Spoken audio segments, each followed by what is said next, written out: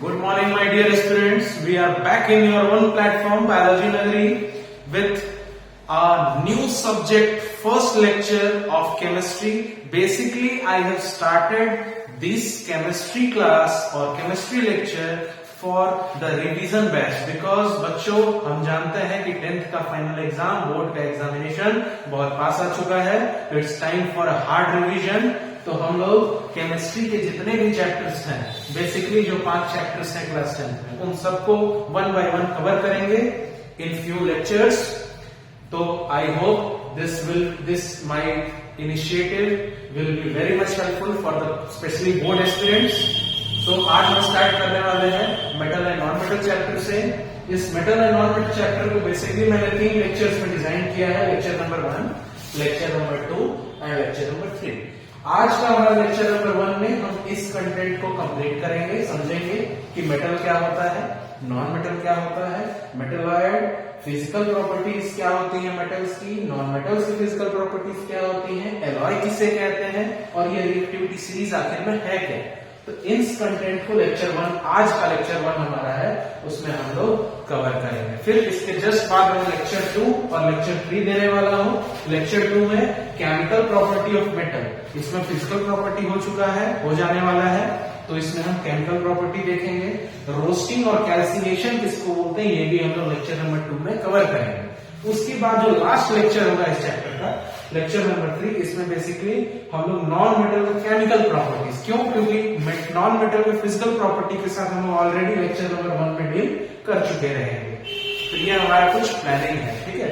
So let's start from lecture number 1. बेटा let's start metal, non metal और metalloid, ये क्या होता है पहले हम लोग इसको समझते हैं, ठीक है. तो स्टार्ट विथ मेटल. मेटल किसको बोलते हैं बेटा, तो मेटल, नॉन मेटल और मेटलॉइड समझने से पहले हम स्टार्ट करते हैं. हमारी केमिस्ट्री में जो सबसे फंडामेंटल चीजें हैं वो है एलिमेंट. हमारे यूनिवर्स में एलिमेंट पाए जाते हैं.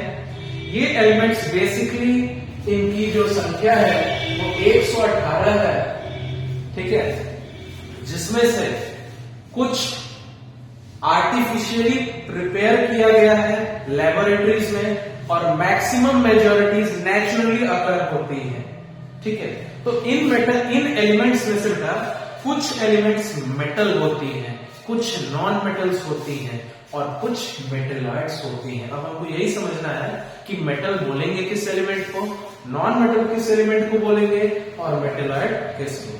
तो मेटल बेटा उन एलिमेंट्स को कहा जाता है जो कि इलेक्ट्रॉन रिलीज करते हैं या इलेक्ट्रॉन डोनेट करते हैं. तो वो एलिमेंट्स जो इलेक्ट्रॉन को डोनेट करते हैं, डोनेट बोले तो अब जैसे फॉर एग्जांपल अगर कोई मेटल की बात करूं जैसे सोडियम, हमें पता है कि इसका एटॉमिक नंबर 11 होता है, तो इसमें टोटल इलेक्ट्रॉन्स भी कितने होंगे, 11, ठीक है. अब ये सोडियम क्या करता है, अपने आउटर मोस्ट इलेक्ट्रॉन को किसी नॉन मेटल को डोनेट कर देता है, दे देता है. अब सवाल है कि आखिर में ये मेटल्स इलेक्ट्रॉन को देते क्यों हैं, डोनेट क्यों करते हैं. तो कोई भी मेटल या नॉन मेटल या मेटलॉइड, बेसिकली कोई भी एलिमेंट इस यूनिवर्स का यही चाहता है कि अपना ऑक्टेट पूरा कर ले.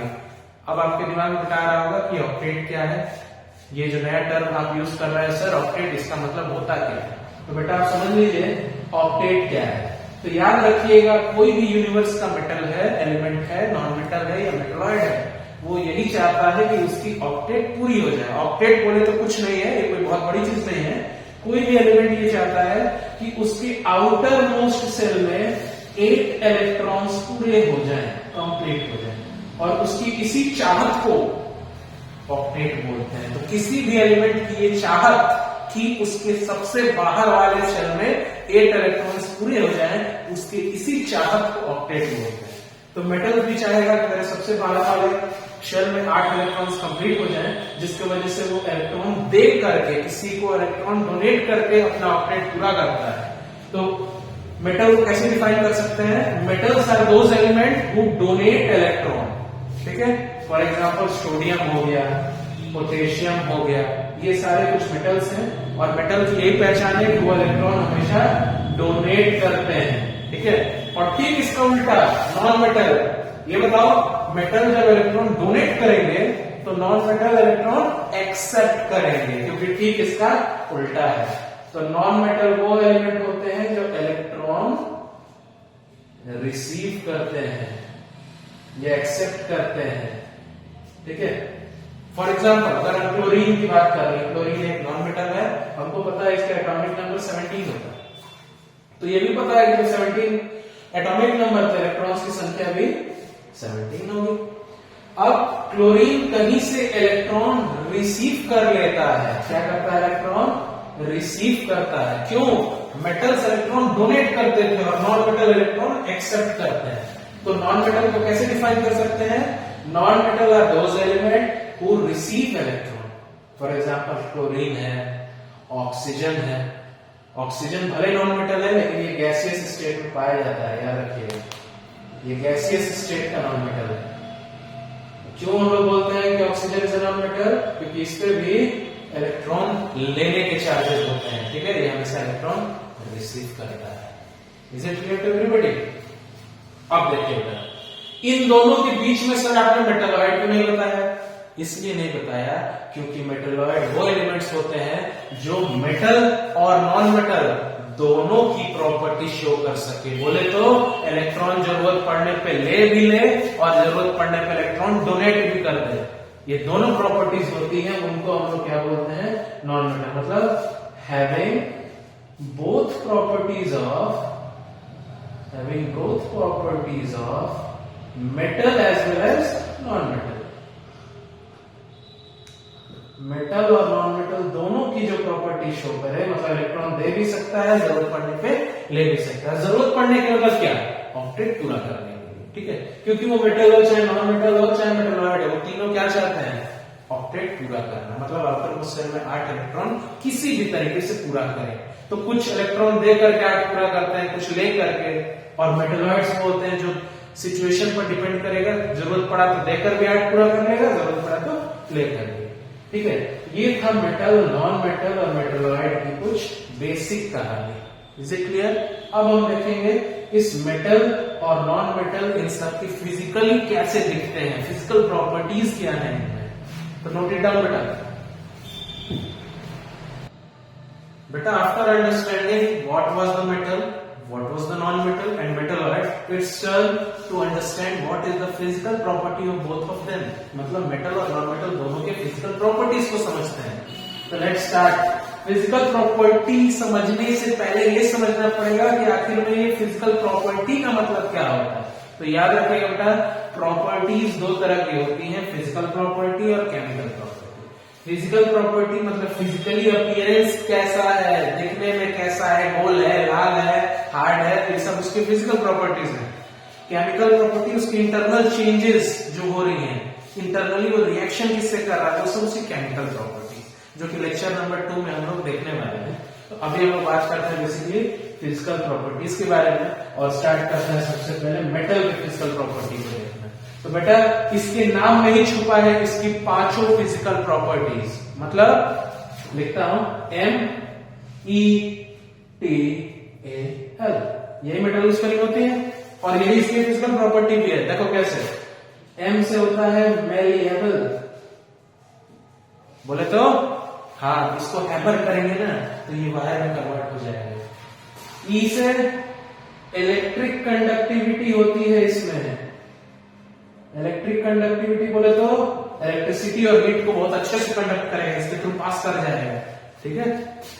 टी से टेंसाइल प्रॉपर्टी, बोले तो इसको जब बजाएंगे, इस पे हिट करेंगे तो आवाज भी प्रोड्यूस होगा। ए से मेटल्स के एलॉय बनते हैं, मतलब बहुत सारे जो मेटल्स आपस में मिक्स होते हैं तो एलॉय बनता है। तो एलॉय क्या होता है? It is a mixture of metals. L for luxurious होता है। लक्स्चरस मतलब समझते हो बेटा, चमकीला, चमक होती है इसमें, शाइनी प्रॉपर्टी होती है। और ठीक इसका उल्टा सारे के सारे नॉन मेटल, मतलब नॉन मेटल की अगर मैं बात करूं तो ये मेलिएबल होता है, तो ये नॉन मेलिएबल होगा, ठीक है। ये कंडक्टिविटी करता है इलेक्ट्रिसिटी और हीट की, मतलब इसके थ्रू हीट और इलेक्ट्रिसिटी पास करती है, इसके थ्रू नहीं करेगी। मतलब poor conductor of both heat and electricity. Electricity और हीट दोनों का ही पुअर कंडक्टर है, ठीक है, मतलब पास जल्दी नहीं करेगा, बहुत कम करेगा। मैंने इंसुलेटर नहीं लिखा क्योंकि इंसुलेटर लिखता तो आपको समझ में आता है करता ही नहीं है, लेकिन यहां मैं आपको कोई दिखाया तो बहुत कम करता है, इसलिए पुअर कंडक्टर कर दिया। ओके, ये टेंसाइल होता था ना मेटल, ये नॉन टेंसाइल होता है, मतलब इसको हिट करने पे इससे आवाजें प्रोड्यूस नहीं होंगी। एलॉय, एलॉय थोड़ी बनेगा, क्यों? क्योंकि एलॉय तो मेटल्स के मिक्सचर को बोलते थे, बहुत सारे मेटल्स आपस में मिले होते हैं तो उसको एलॉय बोलते हैं, यहां थोड़े ना मिलेंगे, तो इसमें नॉट एलॉय फॉर्मेशन। और लास्ट में लक्ष्यरस होता है, शाइनिंग होता है, ये नहीं होता, नॉन लक्ष्यरस या नॉन शाइनिंग। ये इसकी कुछ फिजिकल प्रॉपर्टीज, क्यों? क्योंकि ये सारी जो प्रॉपर्टीज है ये दिखती हैं किसी भी चीजों में, मेटल और नॉन मेटल में चीजें दिखेंगी, इसलिए ये फिजिकल प्रॉपर्टी थी। किसकी? Metal and non metal.